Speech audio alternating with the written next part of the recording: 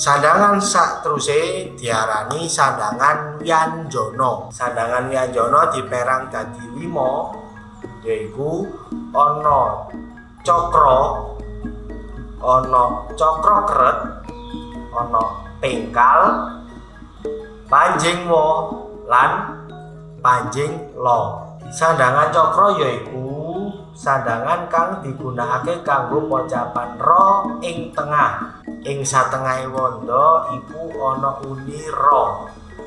Tuladhane prau. Kedadian saka rong aksara yaiku pa lan ha. Supaya bisa diwaca pra, aksarane pa diwenehi cakra. Aksara ha diwenehi suku. Sandangan saterusé ana cakra keret. Cakra keret kanggo pocapan re ing satengahé wanda. Panulise kaya cakra gandul ing aksara. Tuladhane tembung sregep kedadian saka 3 aksara yaiku sa, ga, pa. Supaya bisa diwaca sre diwenehi cakra keret. Aksara ga diwenehi pepet, banjur aksara pa dipangkon.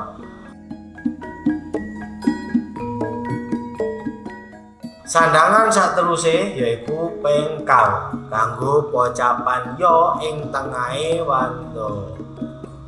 Tuladhane kiai. Kiai kedadian saka 2 aksara yaiku ka lan ha. Aksara ka supaya bisa diwaca kya iku diwenehi pengkal. Aksara ha diparingi ulu. Panjing wa kanggo pocapan wa ing satengahé wanda. Tuladhane kuaci, kuaci. Kedadian saka 2 aksara yaiku ka lan ca. Supaya aksara ka bisa diwaca kwa iku diwenehi panjing wa. Aksara ca diparingi ulu. Panjing la kanggo pocapan la ing satengahing wanda. Tuladhane klapa.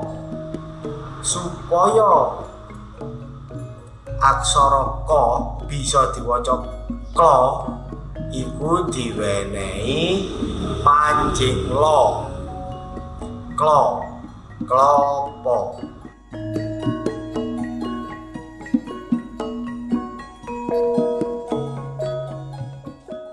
Iku mau macem-maceme sandangan lan carane nulis ana ing aksara Jawa. Sampai ketemu maneh ana ing video saterusé.